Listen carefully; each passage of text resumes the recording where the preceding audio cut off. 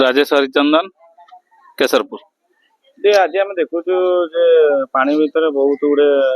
धान गुड़ाक नष्ट होती कौन कहे क्या अभियोग कर वास्तव में ये अदिनिया लघुचाप आज चाषी भाई मान पेटर दाना छड़े नहीं जाइए। ये लगाण वर्षा जो गुड़े हेक्टर हेक्टर जमी वर्तमान धान पानी भितर बुड़ी रही कटा धान से बांधी सारी जो कलई से बुड़ी रही बहु परिमाण रे एटी क्षतिग्रस्त होती चाषी चाषी वर्ष जाकर जिते परिश्रम कर शेष समय घर को धान नवा बेलू आज धान लघु लघुचाप धान गुड़िक आज क्षतिग्रस्त होती। अभियोग ये तो लगाण वर्षा जेहेतु 2 दिन थिला 21-22 2 दिन थिला आज टिके पाग कोहला पाग आज पुणी आम आज शुणा पाऊँ 24-25 2 दिन पुणी आहरी लघुचाप अच्छी भीषण वर्षा अच्छी तेणु आम एजावत आम एओ को फोन कर एग्रीकल्चर ऑफिसर जे जोगाजोग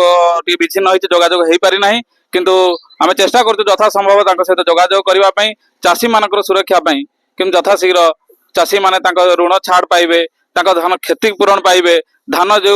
वर्ष जाकर फसल वर्ष जाकर परिश्रम किभली से पाइबे आम निश्चय से सरकार पाखे पहुंचापी आपन को अनुरोध करूँ आपण गणमाध्यम प्रतिनिधि को अनुरोध करूँ केमती ये खबर सरकार पाखे पहुंचा सहित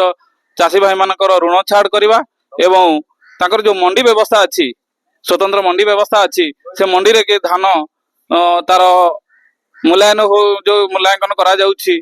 क्वालिटी तेणु से क्वालिटी ऊपर निश्चय क्वालिटी निश्चित कम रहिबो तेणु आम अनुरोध करूँ सरकार को ये जो धान नष्ट होइछि मंडी को किभली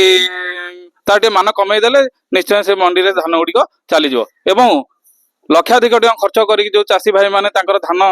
फसल उजुड़ी जाइए घर को नेला बेलू बर्तमान धान ना तेणु अनुरोध रहिबो सरकार पाखे कि यथाशीघ्र से ऋण छाड़ सहित मंडीर सुविधा व्यवस्था करने।